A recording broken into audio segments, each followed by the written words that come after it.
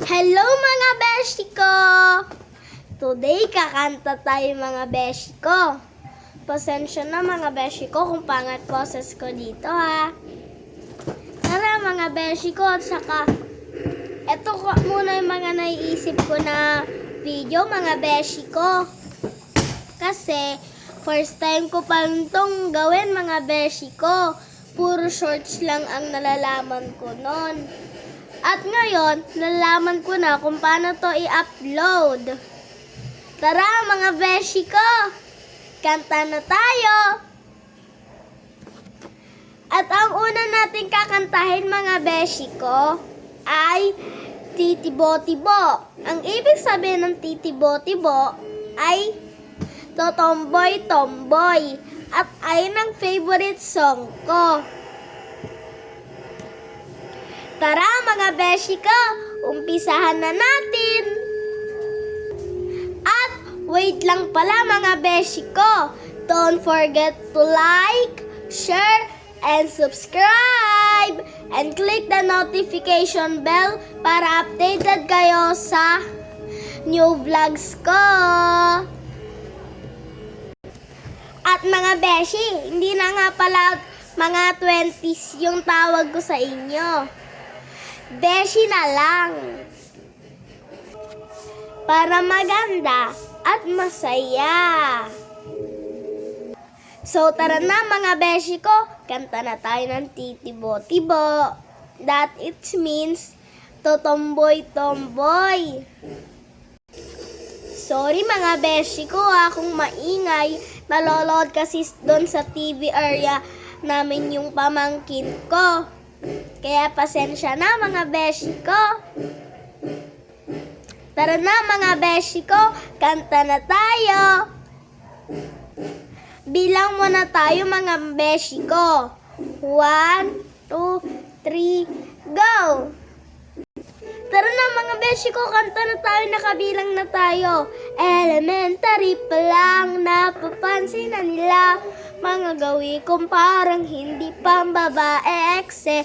Imbis na Chinese Carter, laruan ko ay text at Jolens. Tapos sorry mga beshi ko, nagkamali.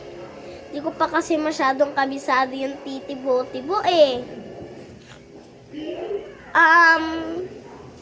Ayun lang kasi yung alam kong kanta.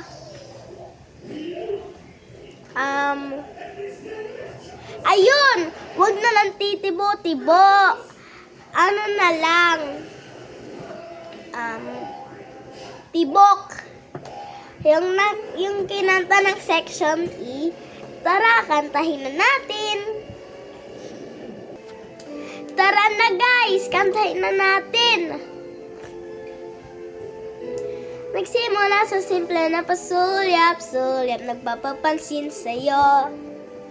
Umabot sa palitan ng mga mensahe, kilig na kilig ako. Kamusta? Kain na? Hello, magandang umaga. Ingat ka, pahinga, wag ka masyadong magpupuyat pa. Umabot sa palitan ng mga mensahe, kilig na kilig ako. So, di ko pa rin kabisado. Kabisado ko na yon mga beshi ko. Pero nakalimutan ko lang. Pasensya na mga beshi ko. Wala kasi talaga akong alam na kanta. Sayaw lang ang alam ko. At saka, kung sasayaw naman ako, saan ako magpapatugtog? May gumagamit ng TV namin doon, kundi ang pamangkin ko. So mga beshi ko, pag wala na lang nagamit ng TV, doon na lang ako sasayaw. At maggamit kayo mga beshi, kung gusto nyo, pag-uwi ko galing school, sasayaw na ako.